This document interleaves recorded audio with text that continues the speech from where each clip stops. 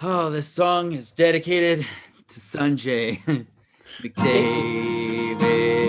goal was better than Matthew Tkachuk's. He had no defenders on him like McDavid did that day. McDavid's just way better than Tkachuk. What the... The best part is that you played that song 3 different tunes. Like the first 2 you did, just completely different sounding tunes. So your third one was even different.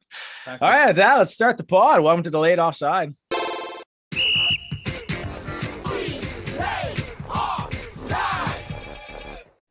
All right, welcome to this episode of Delayed Offside.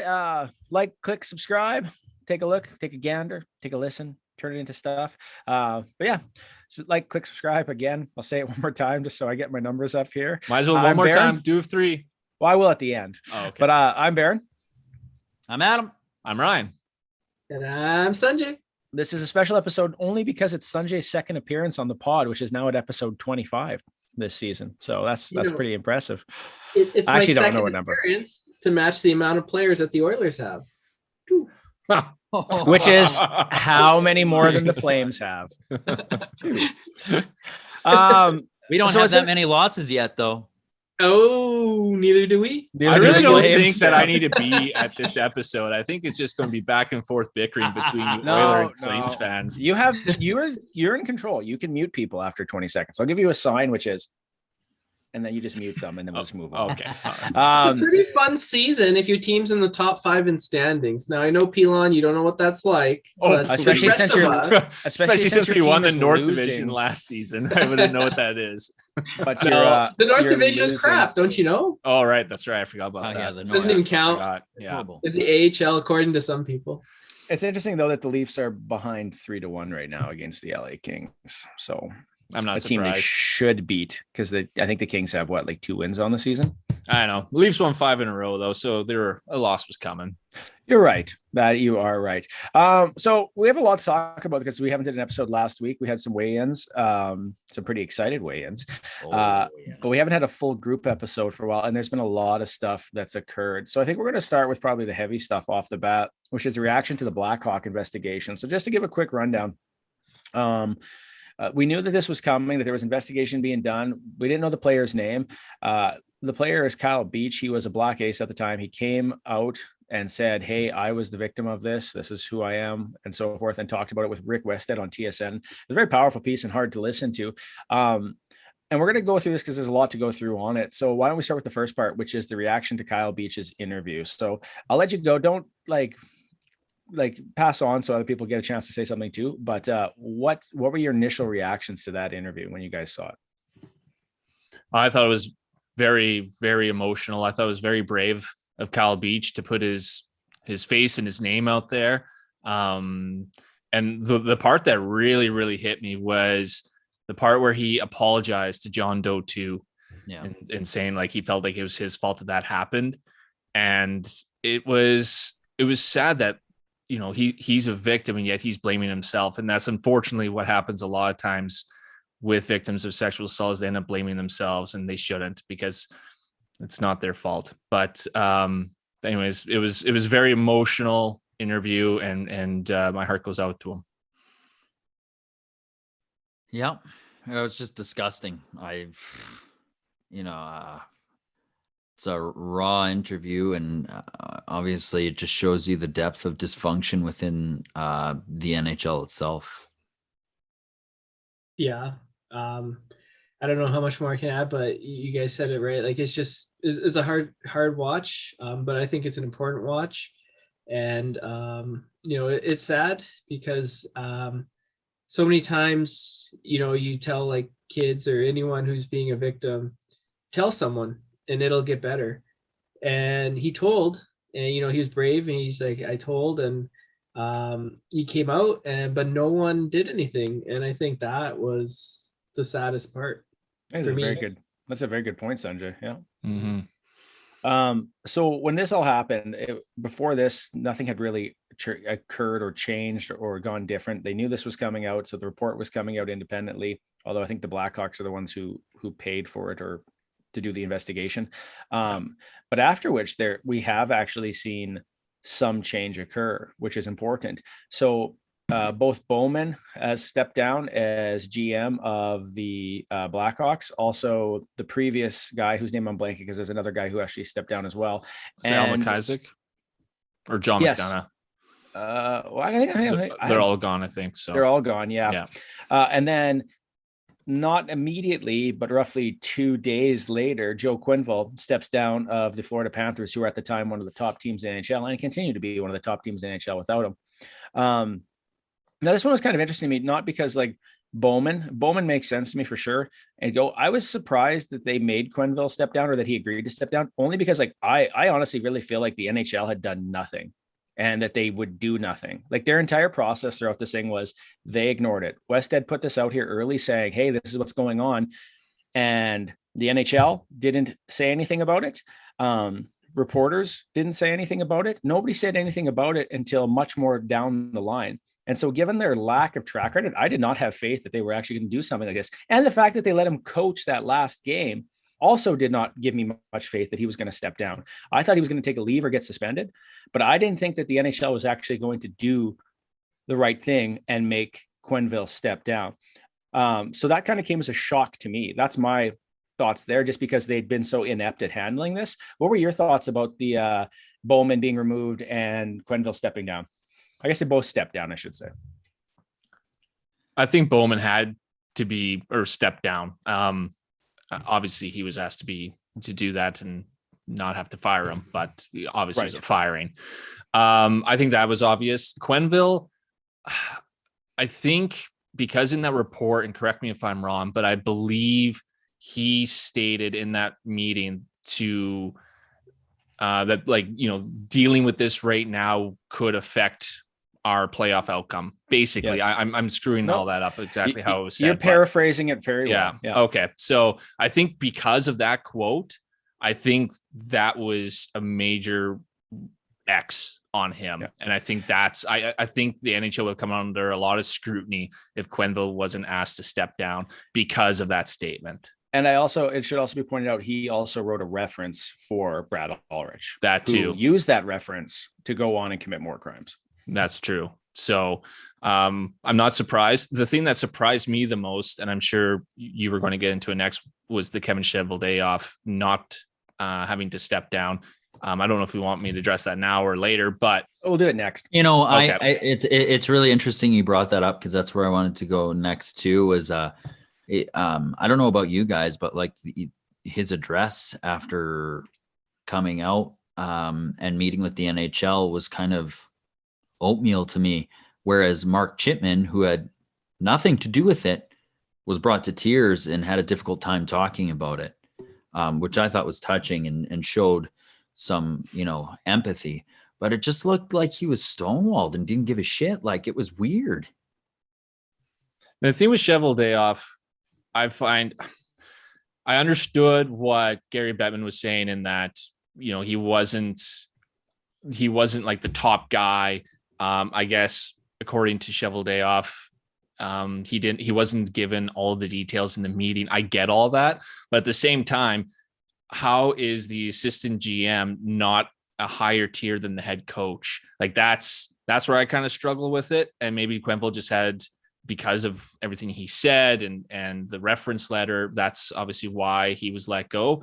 So I don't know. I'm kind of torn on Cheveldayoff still being there, just because I think he still was a fairly high ranking official in the organization. I would argue above Quenneville. So in that sense, to me, it would have made sense for him to step down. But I also don't want to be part of all that, cancel culture or just like get rid of everyone, regardless of the facts. So it's a tough call. It's got an opportunity to fix things, right, and help be a part of the healing process, which is major. Well, I think you make an interesting point there, which is that he probably should know more than coach. But I get the feeling that the power dynamic was different, and I think that's true for a lot of teams where the coach has more direct line than you think. Like where the coach is the one who's going to use the players and so forth, and is going to say, hey, we need this guy, we need that guy, more than an assistant GM. And the fact that if you like look at some of the quotes and stuff through there, it became very obvious that Quenneville was always in the know. But if you are like, the argument that's always made for Cheveldayoff, whether you believe it or not, is that it's like it wasn't for him to handle, it was for someone higher up than him to handle. And so, it wouldn't really be his thing. But that doesn't mean that he doesn't have a role within it. But yeah, that's the problem with not knowing, right? You don't know. And the fact that so many players and so many other members of the Blackhawks organization did not speak to that investigation tells you that there's still a lot of wall of secrecy going on here, where we're never going to get a clear picture of this. The fact that Brad Ulrich's employee profile is the only one, or one of two, that are missing, even though it went from paper to digital. His paper copy is missing and his digital copy.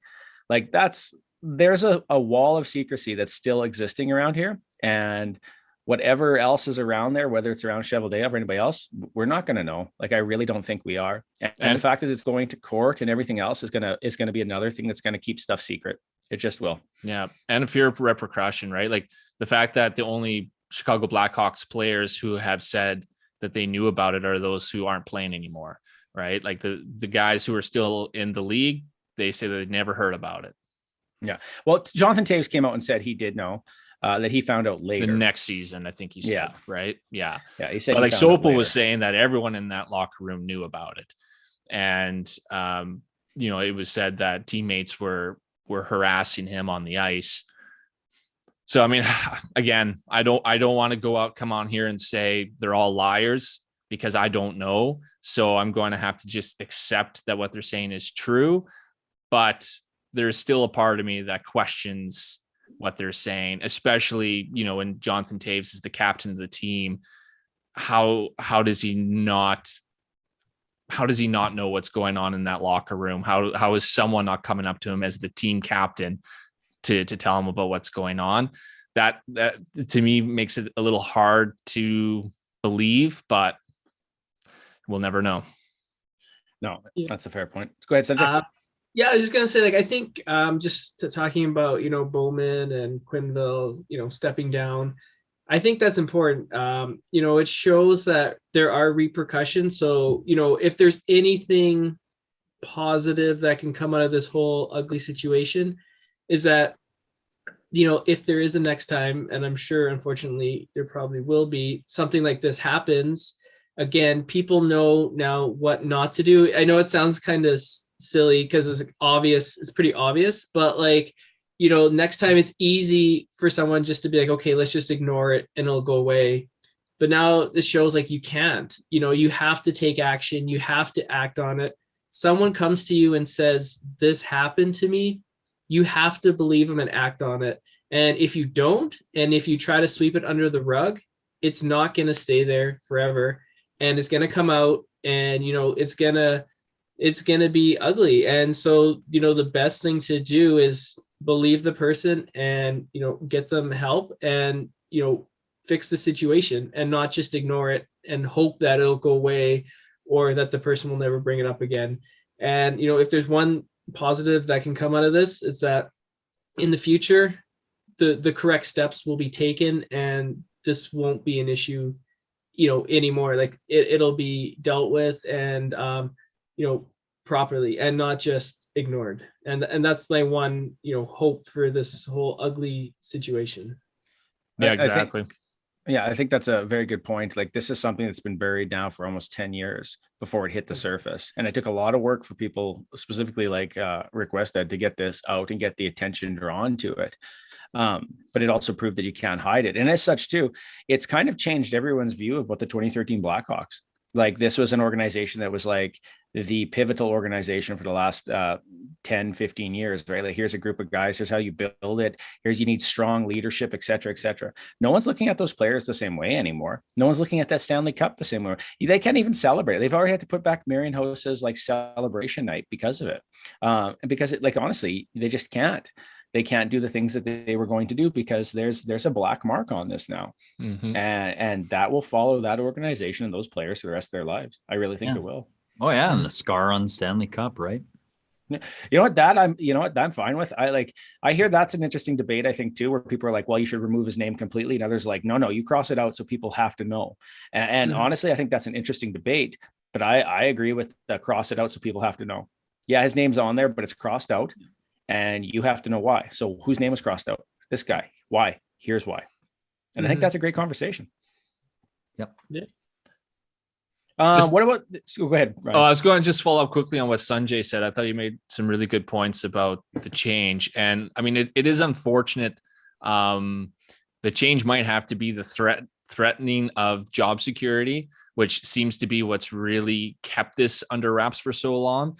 The fact that now if something happens in the future, I know that if I try to hide it and I don't come forward, I'm going to lose my job. And it's too bad that, that's what has to be at the forefront as opposed to a player's well-being. But if that's what it takes, fear for your job security and your reputation, at least the player or coach or whoever, the player that was assaulted will at least get some justice out of it and it won't be wrapped up forever. I think that's right. Let's talk a little bit about the punishment that's gone out here. So the punishment was $2 million fine to the Blackhawks organization. And this $2 million fine is less than the Cole-Caufield circumvention. It also did not require draft picks or anything else of that nature to be taken from them. So where do you guys sit on the $2 million fine for the Blackhawks organization? Should have been more. That's just the bottom line. It should have been more. It makes it look like as Pilon would say, a joke. And it's simply because you look at that situation, Baron, where a franchise lost draft picks and $3 million over something that's way less trivial, way less human, affecting. And I don't know. I just think it was a joke. I don't know. It makes me want to see a complete change in culture, atmosphere, and leadership in the NHL. Even if we're going there, see you later, Bettman. Even the conference or the way he addressed the media was a joke too. It was demeaning and rude and belittled a situation that happened to a man years and years ago by another coach, in Sheldon Kennedy. That was ridiculous. He's like, oh, this happened. This didn't happen at the NHL level. Get it through your head. It's happening in hockey, moron. That's the business you're in, moron. I don't know. It just didn't sit well with me. Yeah, you're right. The fact that a team was fined more money and had to lose draft picks for salary cap circumvention and not more for the team that covered up an illegal activity. This is illegal. This Aldridge went to jail. This is honestly, I'm shocked that, well, I shouldn't say I'm shocked that no one in the Blackhawks organization has gone to jail because that's a little much, but you contributed to an illegal activity. You helped cover it up. You allowed Aldrich to sexually assault an intern at the Stanley Cup celebration, and then you let him go and sexually assault a minor in hockey later down the years because you gave a reference letter and you didn't report him to the police. He should have gone to jail years ago. So that to me is ridiculous. And I'm not sure if Bettman and the NHL really understand the gravity of this. I'm wondering if they're more worried about their reputation than what actually happened.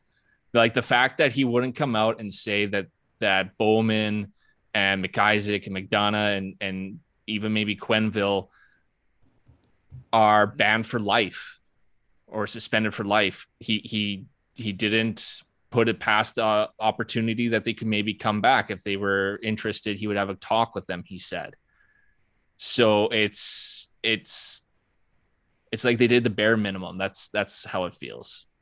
I think it's your comments and stuff. Both of you are looking for an emotional reaction here from Gary Bettman. And I know people are like, well, it's bullshit. And I'm not going to say it's not bullshit, because it is, but he literally talks like a lawyer, and he literally uses the words exactly. But he literally uses the words and speaks in a way that is going to say that it's not going to get him into trouble. So he's just open to stuff, whatever, blah, blah, blah. Now, Merrick had talked about this either on the Jeff Merrick show or on, it might have been Merrick or Friedman on 31 about how, it's 32 now, about how essentially they think that maybe because there's going to be a payout here, when this goes to court and gets a settlement, that the payout is going to be the other part of the fine. Like essentially not that the NHL will fine them, but that it's going to get hit. The NHL has just signed a bunch of deals with TNT, ESPN, all these things.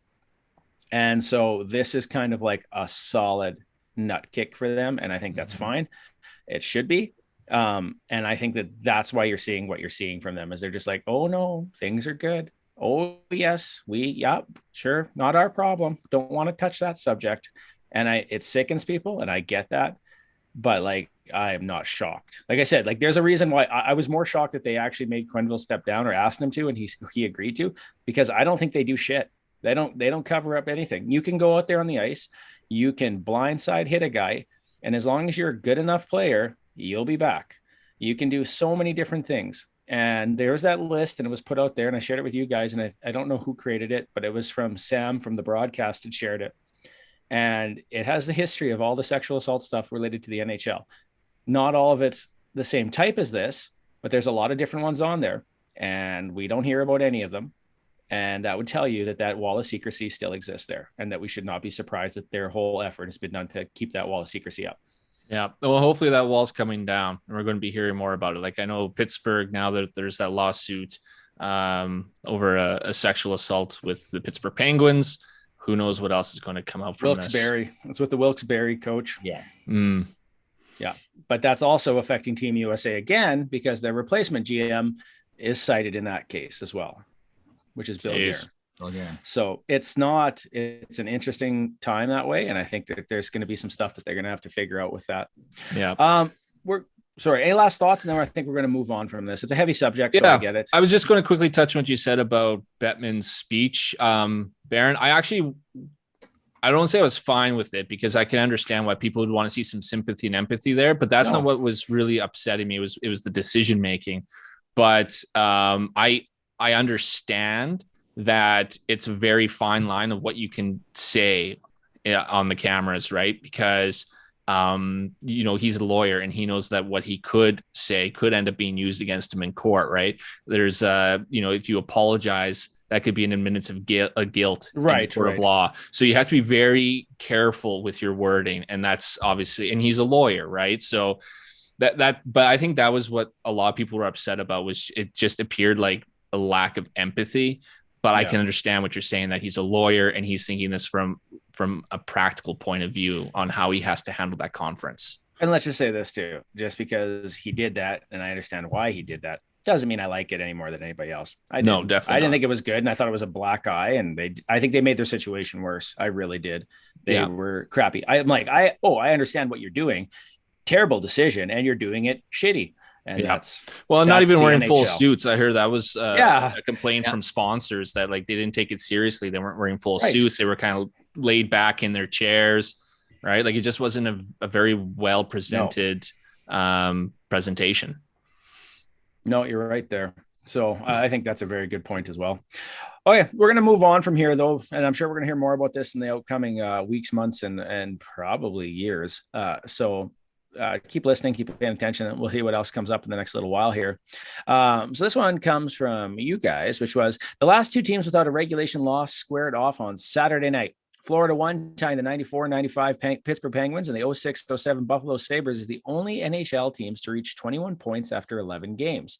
Carolina, 9-1-0, was bidding to join the 93-94 Leafs, and the 06 Sabres is the lone teams to start their season 10-0. Thoughts on both teams? It ended up with Florida winning, but thoughts on, they're currently losing to a much weaker team tonight. But what were your thoughts on both these teams right now? And is Florida the best team? We're going to go to the sunny state of Sanjay for this one. Get his thoughts. I think the NHL should have hyped up this matchup more. I mean, you read out those stats and it's pretty impressive. They played combined 20 games and didn't have a loss between them. right? Like in regulation until that game. So like, the NHL needs to do a better job of promoting his product. And like, if this was the NBA, for example, you would hear about, if this was like the Lakers and the Heat, or, the Golden State Warriors and the Raptors, and they were like 10-0, it would be like so much talk, so much build up. But I think this matchup was on like Saturday afternoon or something. And like, I totally had even forgot it was on until someone mentioned it. And then I was like, oh yeah. And I didn't watch it. I was like, okay, well, Flames play later, so I'll check that game out. But they should have really like done a better job of promoting it. The team is Panthers, the best team in the NHL. Well, they're currently losing to the Rangers, and I don't have a strong opinion on the Rangers. I don't think they're a very good team. So, at least from what I've seen them play. So no is my answer. This is just an odd point, but I want to make it, which was Carolina had 4 penalties called on them within the first period, which is an absolute anomaly in the NHL that anyone gets more than 2 penalties called without getting another 2 called against the other team.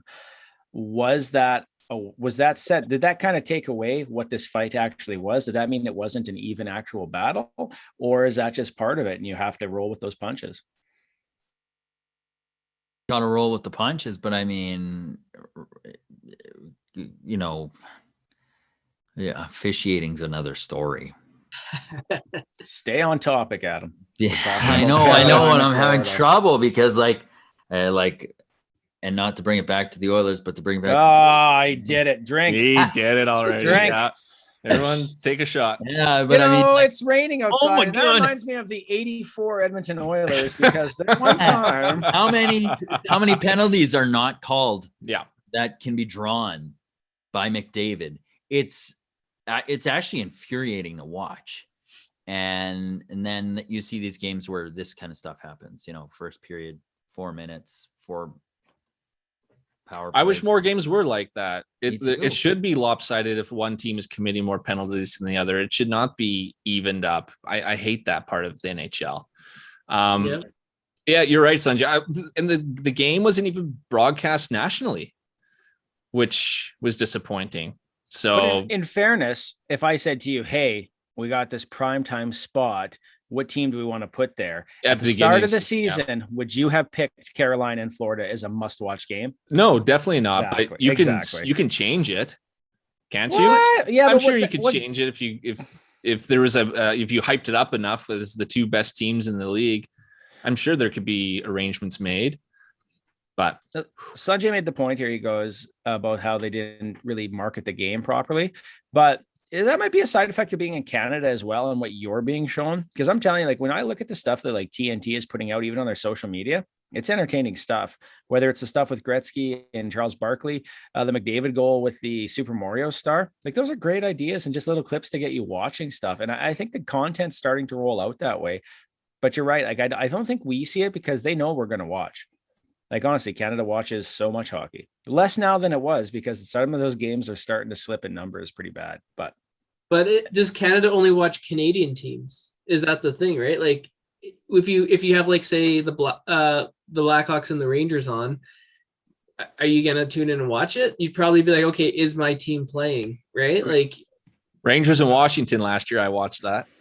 I was gonna say the argument I think is that if you pay attention, for a while now, Sportsnet and them have been shoving the Penguins down your throat in their prime.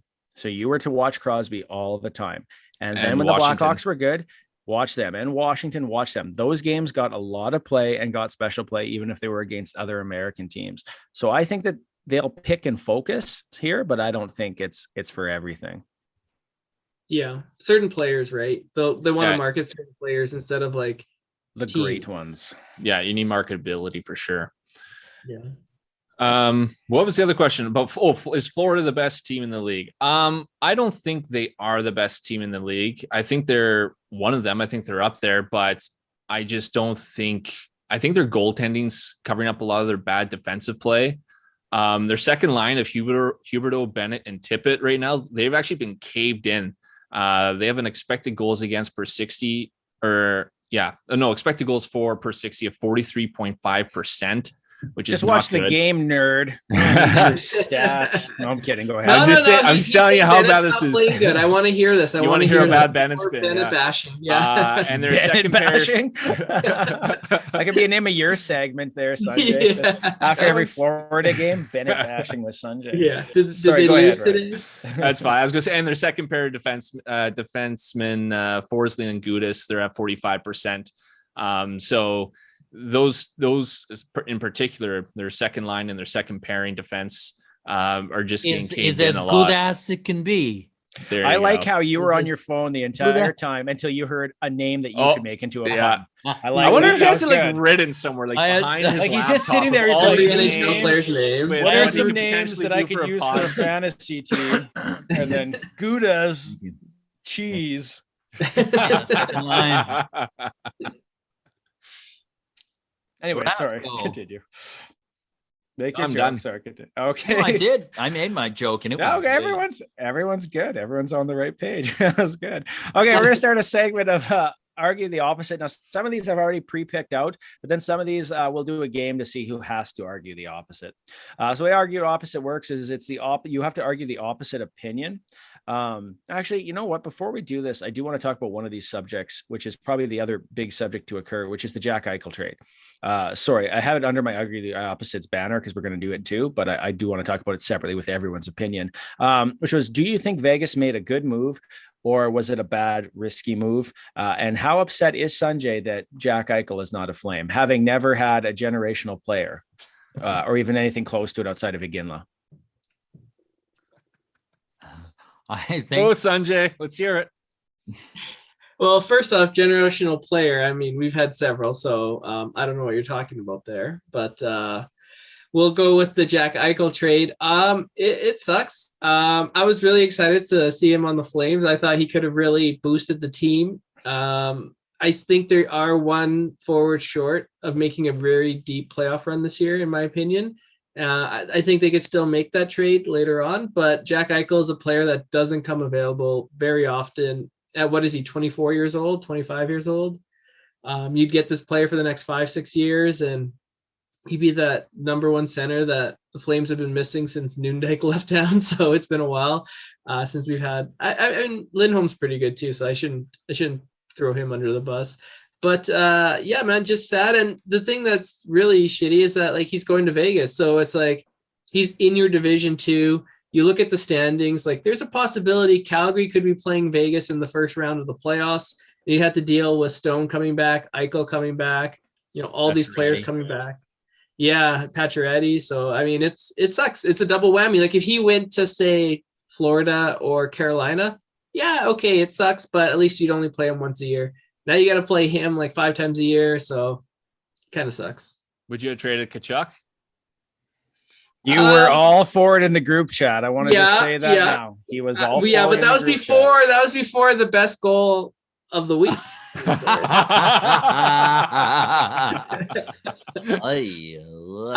I probably would, but the reason is I don't know if Tkachuk will sign long term with Calgary. I mean, he's got 1 year left, and then he's a restricted free agent, and then he can go into unrestricted free agency, and you know that kind of scares me. He might want to go, so he hasn't been locked up yet. So that is probably the reason why I would have done it. But I really am happy with Tkachuk, and I hope he stays long term.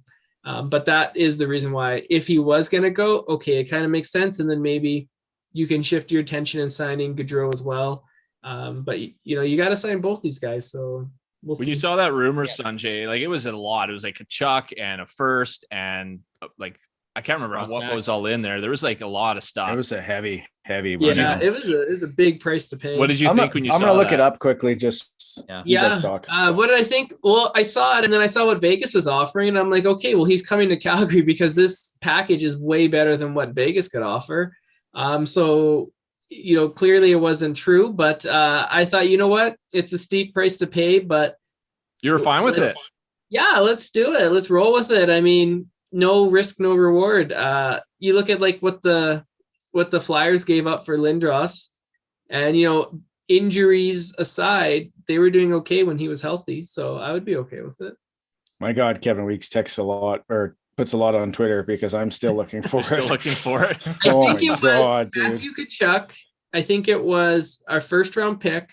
I think it was a former first round pick, so that could have been anyone. And I think it was Connor Zary, who was, or maybe it was like another player, but it was quite heavy. I mean, it would have no risk, no reward, right? So you might as well try shake it up. And people are saying, well, Calgary was off to a good start, but I'm like, yeah, it's 7 games in. Like, this is a franchise centerman that, as I said, we haven't had since Noondike got traded for Ginla in '95. So was it '96? One of the years, but it's been a while.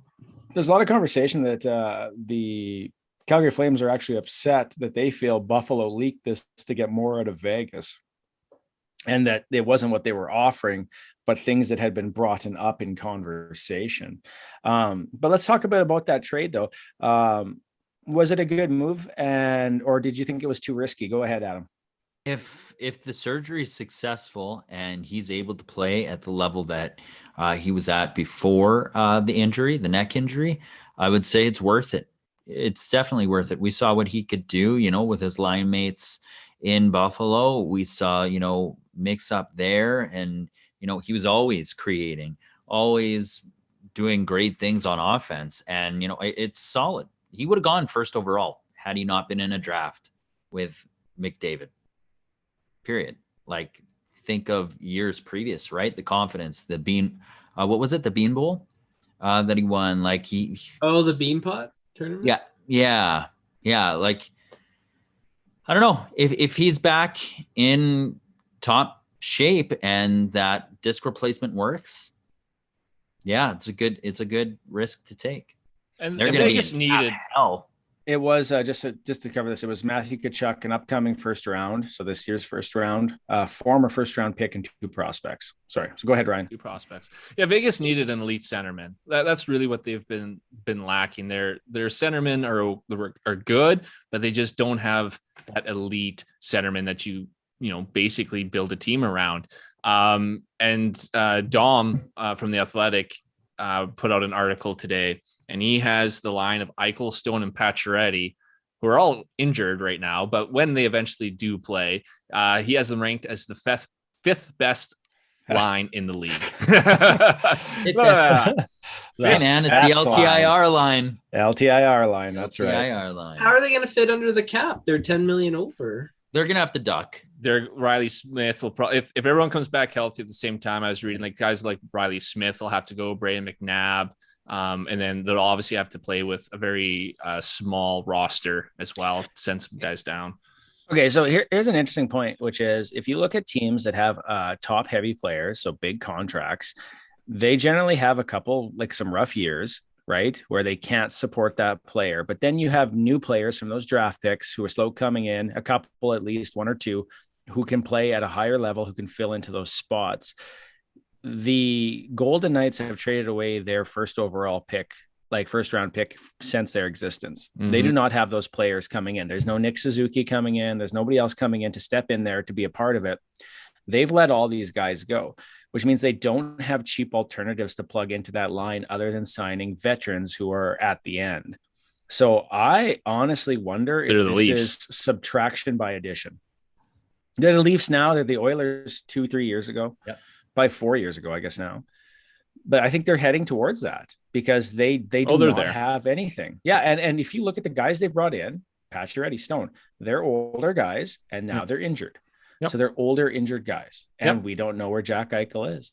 They're going all in, right? And they're always all in. They're always all. I mean, heck, they went to the Stanley Cup final their first year. Exactly. Yeah, exactly. Yeah, you got to gamble. Exactly. I mean, go for it. I mean, you've been close so many years in a row. Eventually, it's going to bite you in the butt, and you're going to have to do a rebuild. But go for it while you're good. Oh, that's right. And you know what? They make the playoffs. They got a full house.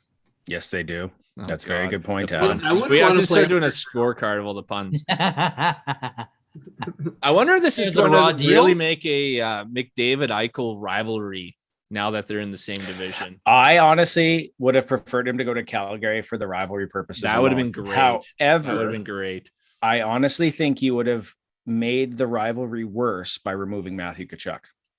Yeah. If you had gotten rid of Matthew Tkachuk for Jack Eichel, the rivalry would not be as strong or not be the same way. You're not going to see Eichel punching someone in the face. He's not going to be taking on your top. Well, yeah, but I mean, if you had neck surgery, would you fight someone? I sure as hell wouldn't. No. So taking a Cassian punch to the face wouldn't be very. Yeah, exactly. That's what I mean. I would not want to take... Even McDavid doesn't fight. He just sits there and pulls on a jersey. Hey, no, stop. It's like I'm thinking more of the rivalry of, who's going to get more points and, when they're going head to head and that type of thing. I mean, obviously it's most likely going to be McDavid, but they went 1 and 2 in the same draft. So, I mean, they're kind of linked that way, right? Well, and one of my favorite fights actually in that rivalry was Ryan Nugent-Hopkins and Sean Monahan. Yeah.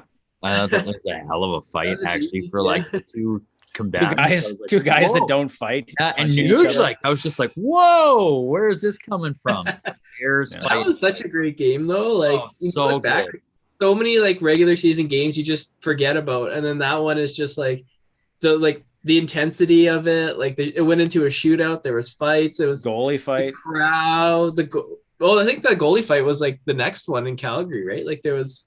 I think the Nuge fight, the one where Nuge fought was the same fight as the goalie fight. Yeah, that's the same as Tkachuk fought twice. Okay. Oh, yeah, it was. First bet of the year. First bet of the year. Who's doing it? Who's betting Sunday? I'll okay, yeah. Go Baron, you. No, you said you. You can. No, you go ahead. Okay, I'll take it. I'll take it. Honestly, yeah, whatever. Okay, I'm pretty sure it was the game with Tkachuk and Cassian and Monahan and Nuge fought, because I was at the goalie fight game in Calgary, and I don't remember seeing those two fought. I remember Buddy Robinson fighting, but I don't remember Monahan dropping the gloves. I'm pretty sure it was in Rogers Arena. Nuge was the first fight, I believe, for that one. I think Nuge was the very first fight in that game. In which game? In the game with the goalie fight. All right, Adam's looking it up. Should we talk about... honestly, this is probably one of those things where we could just look it up and reveal at the next episode more than now, because it might take a while to I want to know who won. Well, Adam's looking it up. Should we Adam's talk about Buffalo's side of the trade? Yeah, so Buffalo in return received somebody and got some picks Alex Tuck and stuff. Yeah. Tuck. They picked Alex Tuck because they knew he wanted to be in Buffalo, that he was happy to be in Buffalo. Lived in the area. He's a good player too. He was bottom 6 most of the time in Vegas, but he could have been top 6, I think. He always put up enough points to do so. Then they got first round pick, but it's lottery protected. And was it a second round pick? I'm trying to find it. Okay, and so it's a Jack Eichel and a 2023 third round pick. That's what went to the Golden Knights for Peyton Krebs, Alex Tuck, a first in 2022, and a third in 2023. All right. So, I mean, I think they got about what I expected them to get. They weren't going to get as much as they could have when Eichel was at his peak, because Vegas had to take some risk with getting Eichel, right? You never know if the surgery is going to work properly and if Eichel will return to Eichel. Everyone's on their phones as I'm talking. I feel like I'm bored. I'm listening to you. I'm trying to look up the same stuff Adam's looking up. It was the look for the box score for February 1st that year. It was just funny because everyone's looking at their phones. Well, it's your own fault. Well, that's even better. Look up the box score. I'm watching footage.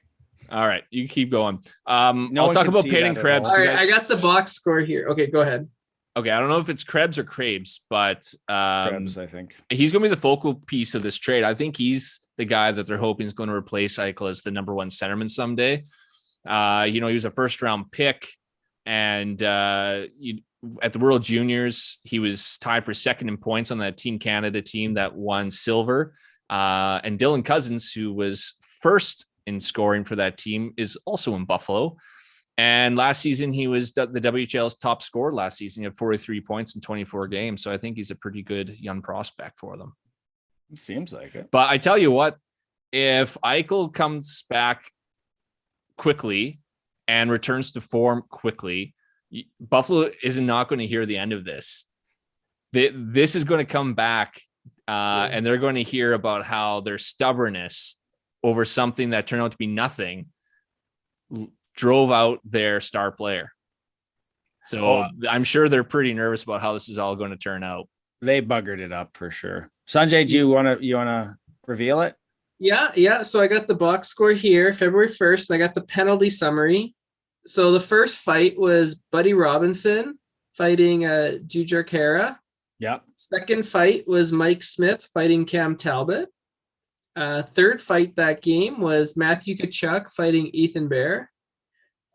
Fourth fight that game was... No, there was no fourth fight. That was the third fight, and that was it. That was it. But it was an 8-3 victory, which you said was a shootout, so you're dumb too. No, I was kidding. But Sanjay still bets.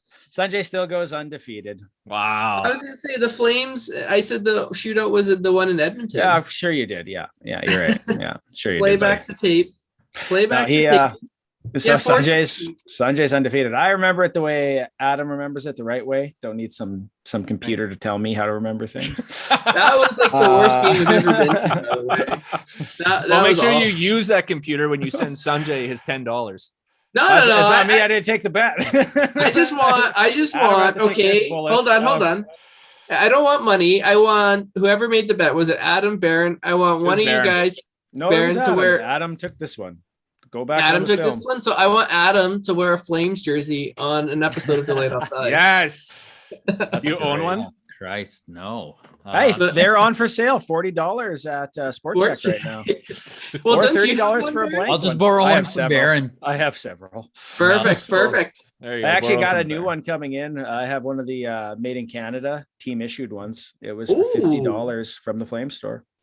Really? Yeah, buddy picked up several of them, bought a bunch of them, and then I was like, "Are you telling me because you're selling me one?" And he was like, "Yes, sure." I was like, "Okay, sweet." So I think it'll look really good on Adam, and I think that Adam can wear the James Neal, show it off, the real deal.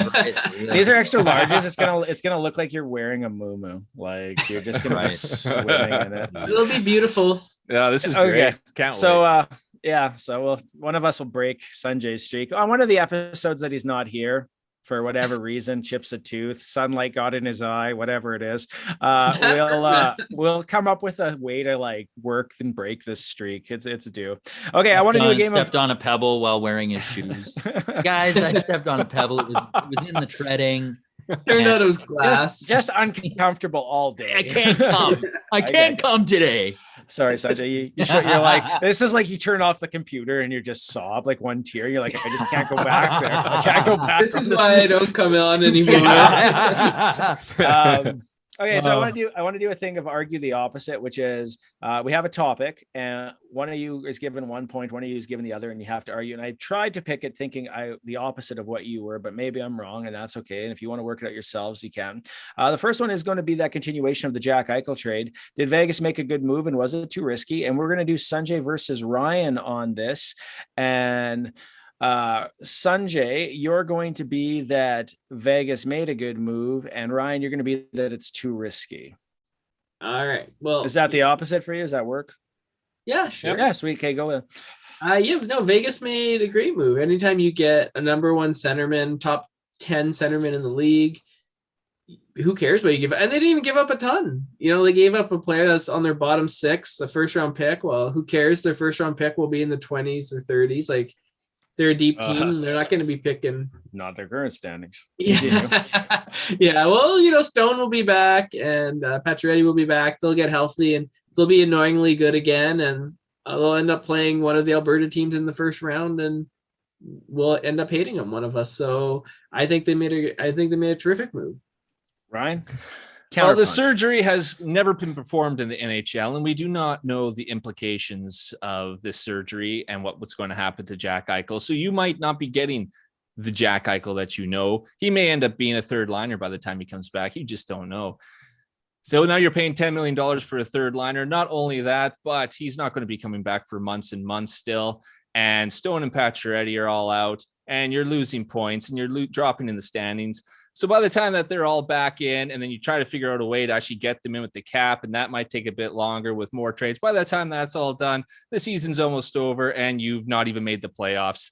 And now you've lost your first round pick too. So good job, Vegas. like, click, and subscribe. And then in the comments, who do you think won, Ryan or Sanjay? Topic number 2, Connor McDavid's goal against the Rangers is the best goal you've ever seen, or the best goal of the year. It is Sanjay versus Adam. Yes. Sanjay will be explaining why this is the best goal he's ever seen and why it is the goal of the year. And Adam will be counterpunching as to why it is not. Okay, well, it's the best goal of the year because, it's very indicative of the Oilers. It was a solo effort. He did it all by himself. He had no help. He kind of had to carry the team on his back, and you literally saw him do that with just himself. Draisaitl was in the picture, but he was floating off somewhere. He got a point, but did he really earn the point? Like, I did as much on that goal as Draisaitl there, but he still got a point. So, and it was, he went through one Ranger defenseman at a time. That's pretty impressive. He did it 4 times, and then he deked the goalie out of his jock. It was unbelievable goal. It was a great solo effort on the Edmonton McDavids. So it was pretty good.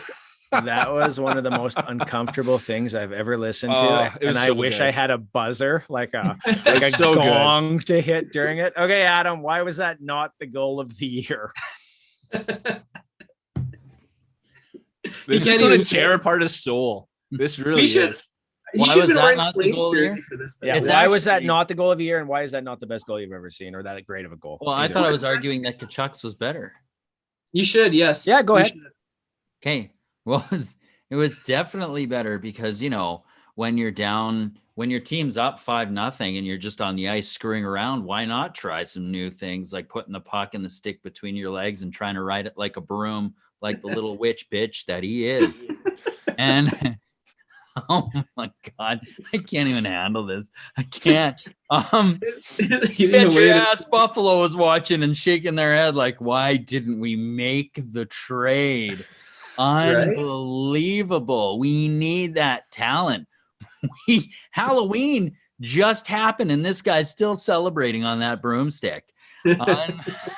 Oh my God. He came, it was at a pivotal moment in that game too. His team was up 5-0. They needed another, and they needed to get any way that they could. And now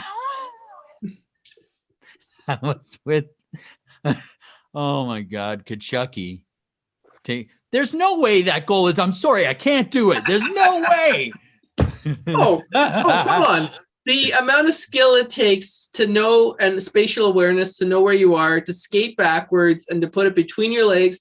And he did it on the range. Right. The spatial awareness it takes to know where 5 different Rangers players are in the offensive zone. Mute them both, Ryan. Just mute them both. On the Rangers backup goalie, Tkachuk did it on the Rangers starter. I mean, by himself with no one around him. He had all day. Come on. Okay. The next one's a little bit different, but and I don't know that either of you will actually care about this one, but I just thought it might work.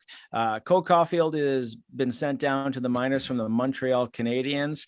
Ryan, which do you think? Do you think it's a good move, Ryan, or a bad move?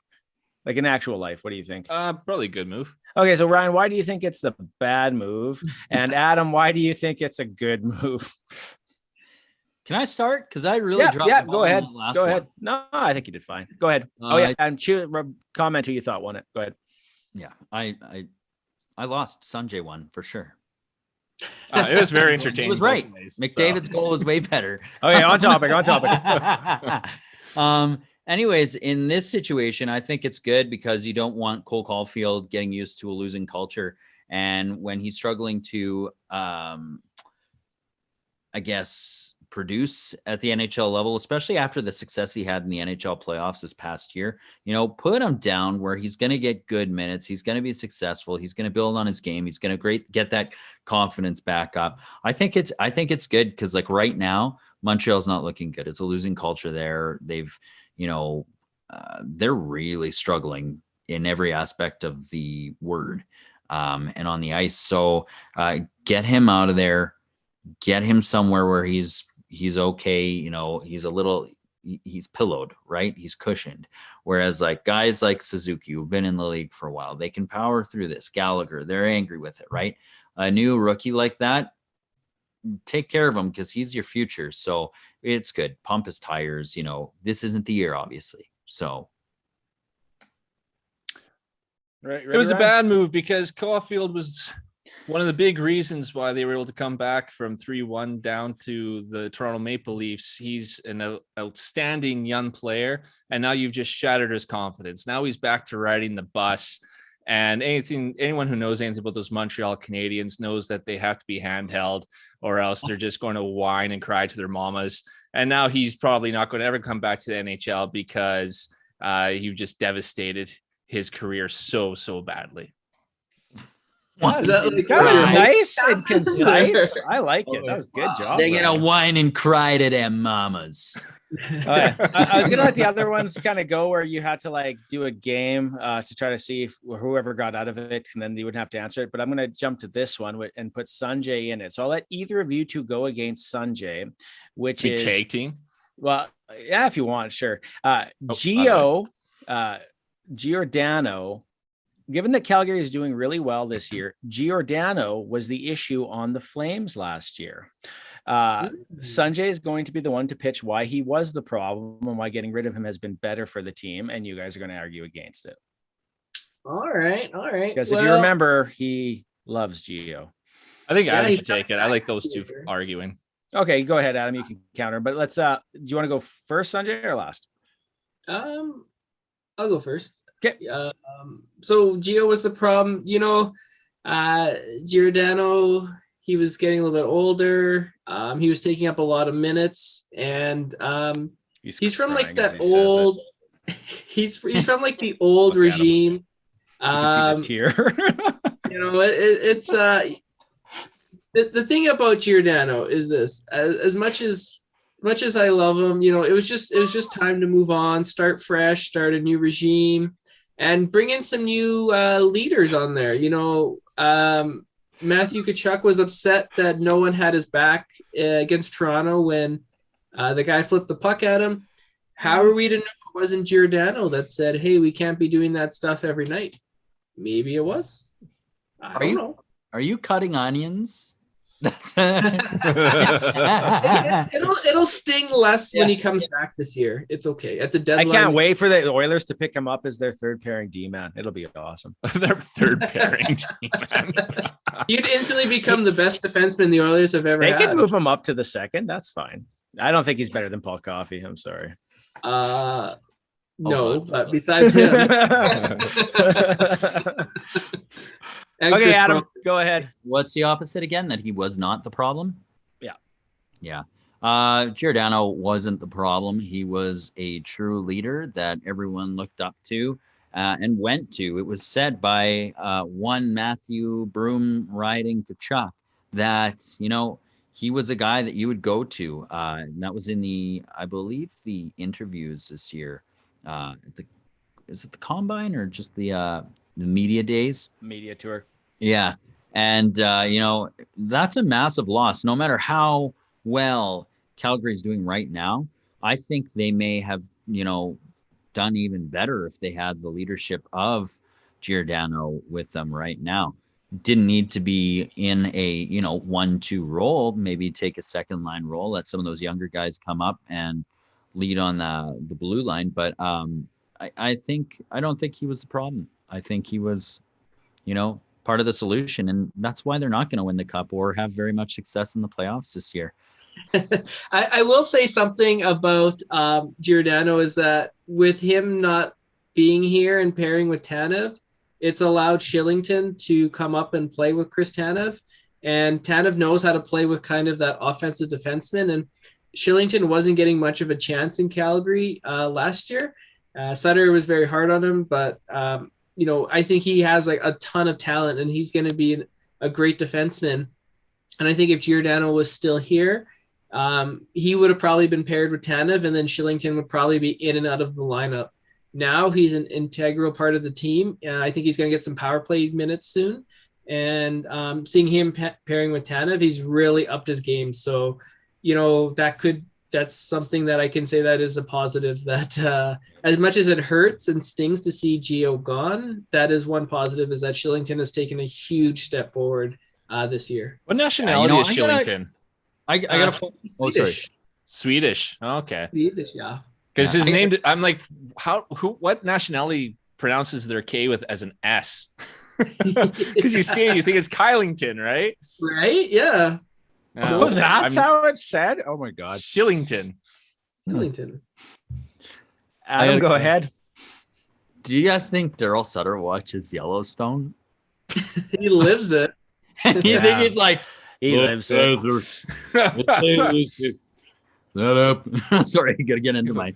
He's like the largest bunch farmer. of Telling you pussies. boys, if that happened on the Sutter Ranch, they'd be dead faster. In fairness, Daryl doesn't like take people and take them to the train station. He just ruins their careers. I take them to the barn. I actually wonder. I honestly do wonder if Sutter's, because he's another old school coach, if eventually stuff comes up, because there's lots of stories about how he treated guys with concussions that were coming out at the same time that they were hammering on other coaches for their behavior, that Mike Babcock was getting crapped on. I wonder if some more stuff comes up, or if he has a good run here. Maybe it doesn't. Last one we'll do is Alberta the toughest province / state for visiting teams right now. It used to be Death Valley used to be essentially one of the hardest stops on the tour, but is it now Alberta? And so since Sanjay had to argue a lot there on his own, we're going to go Ryan versus Adam. Adam for no and Ryan for yes. So Ryan, why is Alberta the hardest place for people to play hockey against right now? Well, simply put, Edmonton and Calgary are both near the top of the league, and they're two of the premier teams in this league. And so any team traveling to Alberta has to face not one, but two juggernauts right now. That's the entire argument. 3 seconds argument. Oh my God. That's all I need. Okay, Adam, spank him for this one. Well, it's not. We could both be better.